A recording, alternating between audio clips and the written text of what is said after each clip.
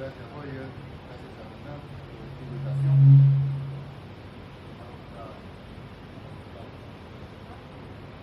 Bien, vamos a tratar de ser lo más breve posible para explicar qué es lo que la SUNAS ha estado haciendo estos 2 últimos años.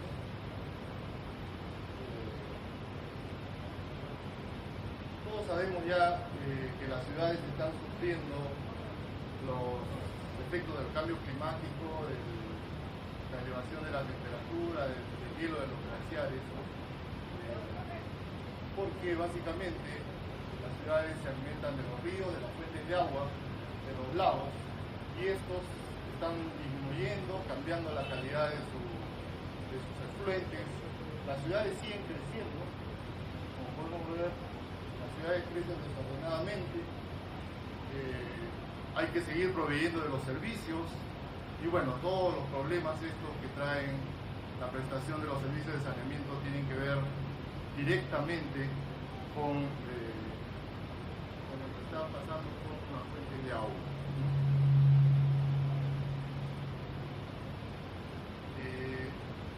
Entonces, ¿qué es lo que nosotros hemos tenido como mandato de la SUNAS? Nosotros encontramos que en la ley de modernización de los servicios de saneamiento, en coordinación con el Ministerio, se incorporó un artículo, y este artículo, que es para nosotros una política pública, manda a la SUNAS incluir en las tarifas estos mecanismos de compensación ambiental. Muchas gracias. Que después en el reglamento se especificó que estos mecanismos efectivamente eran modalidades de retribución por servicios ecosistémicos, entendiendo como estas modalidades las herramientas para generar, canalizar, transferir, invertir recursos económicos y financieros entre las entidades y personas que contribuyen a la conservación de estos y aquellos que se van a encargar de su conservación. Esto en resumen es para nosotros, para la SUNAS como organismo público y como organismo regulador, una política pública que se nos encargaba de implementar. Y así es como lo hemos venido haciendo durante estos 2 últimos años. Cómo esta política pública se ha desarrollado, creo que eso va a servir también para, en el caso de la ley de mecanismo de retribución por servicios ecosistémicos, creo que nuestra experiencia puede contribuir a una efectiva reglamentación de esa ley también y esperemos posteriormente a una aplicación efectiva de esta, ¿no? En nuestro caso, lo que hicimos fue primero buscar aquellas empresas en las cuales había un interés de aplicar estos mecanismos. La primera experiencia que encontramos fue la de Moyobamba hace muchos años, pero en este periodo lo que vimos fue la experiencia de Piuray Cusco. Básicamente Piuray, Cusco tiene una laguna de la cual se abastece el 40% de la población de la ciudad de Cusco, con lo cual resulta sumamente importante su conservación. Pero esta laguna estaba sufriendo la contaminación y el efecto de disminución de volumen por sobreexplotación por las comunidades que están alrededor de la laguna. Y además había por parte de la comunidad una oposición a seguir explotando las aguas de la laguna, con lo cual, digamos, el impacto para la ciudad de Cusco, para la ciudad imperial tan importante para nosotros en el Perú, era, digamos, muy complejo. Felizmente la comunidad con la ciudad, con la empresa Sedacusco, llegaron a un acuerdo para, primero, darle servicios higiénicos a estas comunidades para que las aguas residuales de estas casas no continúen contaminando la laguna. Después hay terrenos agrícolas alrededor de la laguna que también de alguna forma contribuían a su contaminación, ya que se empleaban insecticidas químicos y fertilizantes químicos, los cuales finalmente iban a aumentar la carga de fosfatos de la laguna. Entonces, el proyecto lo que trataba era de que la ciudad del Cusco, de alguna forma, contribuya para que esa comunidad tenga servicios higiénicos, tenga una planta de tratamiento de aguas residuales, una red de recolección de residuos, y que todos esos residuos ya no vayan a la laguna. Por otro lado, cambiar algunas costumbres, ¿no? Utilizar fertilizantes orgánicos, utilizar insecticidas orgánicos para también cambiar la carga contaminante que se vertía a la laguna. Finalmente, la comunidad llegó a un acuerdo con la EPS y con la participación también del gobierno local, y todo eso se tradujo posteriormente en un proyecto de conservación, los cuales fueron incluidos en una resolución tarifaria de la SUNAS, ¿no? Que incluía un 4% de incremento el primer año y un 4.2% en el tercer año para justamente financiar esos proyectos de la comunidad y del municipio, ¿no? Se canalizan los recursos a través de la empresa, se depositan en una cuenta bancaria y posteriormente lo que esperamos es fiscalizar esos recursos ejecutados y conjuntamente, como mencionaba Roger, con el comité de gestión, establecer una evaluación del impacto de estas acciones. Entonces, el proceso de los mecanismos de retribución por servicios ecosistémicos que se han implementado no ha sido, ese es, digamos, el ejemplo que rápidamente se puede explicar. Lo hemos hecho así también en la cancha, en Chachapoyas, un proyecto que está ahora en camino, en Moyobamba, en un segundo quinquenio, como vamos a ver, y también en Portococha, en la misma calle. Este es, digamos, las funciones o las labores que cada una de los actores en el camino han estado llevando a cabo. De alguna forma está muy vinculado a la ley, digamos, de mecanismo de retribución en cuanto a las etapas, en cuanto a los actores. Siempre hay que identificar los proyectos, hay que identificar las acciones a llevar a cabo, hay que llegar a celebrar acuerdos y convenios. Se requiere una solicitud de la empresa para inclusión de estos proyectos en la tarifa, y se requiere también formular estos proyectos para ser incluidos en el estudio tarifario. Nosotros lo que hacemos es, efectivamente, una vez que se ha cumplido con toda la etapa anterior, incluirlo en la tarifa, ver que esto efectivamente se esté recaudando y que se traslade a una cuenta para financiar los mecanismos antes mencionados, y posteriormente veremos la recaudación y la fiscalización del gasto, ¿no? Por otra parte, la EPS y la comunidad y el gobierno local deben convocar y ejecutar los proyectos, pagar a los contratistas, monitorear y evaluar las acciones que se lleven a cabo, y finalmente consolidar algo muy importante y para lo cual hemos estado tocando varias puertas, consolidar estos comités de gestión, que para nosotros vemos como fundamental. Entonces, desde el punto de vista del rol del regulador, estamos en esta política pública que se nos ha encargado de determinar incentivos para el desarrollo de acciones y proyectos para conservar, restaurar el uso sostenible del agua, determinar un valor económico para esto, aprobar una tarifa y establecer algunos requisitos como condicionantes a los desembolsos o condicionantes a los incrementos, ¿no? Por ejemplo, en el caso de Piuray, lo que hicimos fue que el directorio tome el acuerdo de finalmente depositar efectivamente parte del incremento en un fideicomiso, constituir un fideicomiso, establecer un sistema de monitoreo y evaluación, y después ellos también supervisar y fiscalizar el gasto.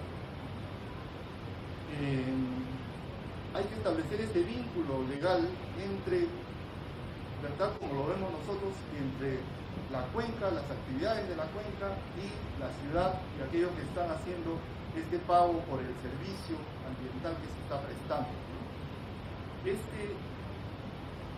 vínculo legal para nosotros es la resolución tarifaria, ¿no?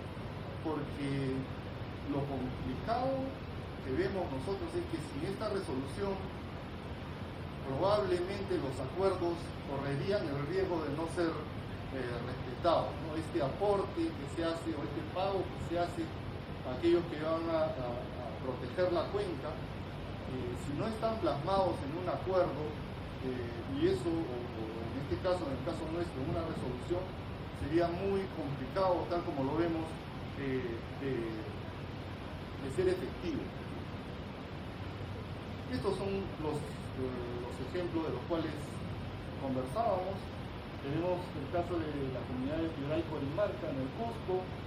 Los retribuyentes son, en el Cusco, 73.000 conexiones, 33.000 viviendas, alrededor de 230.000 personas. Los tipos de proyectos son los que les comentaba: saneamiento básico rural, tratamiento de aguas residuales, un poco de forestación, capacitación, agricultura orgánica, y el monto del portafolio está alrededor de 8 millones de soles.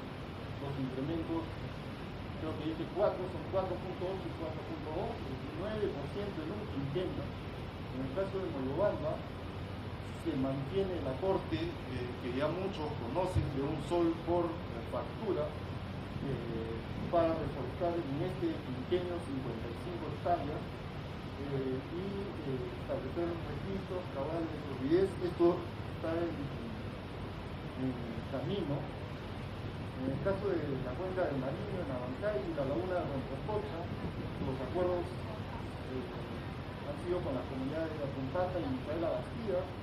Los que van a contribuir con el aporte de 1.200.000, que es el portafolio de proyectos, con 12.300 viviendas.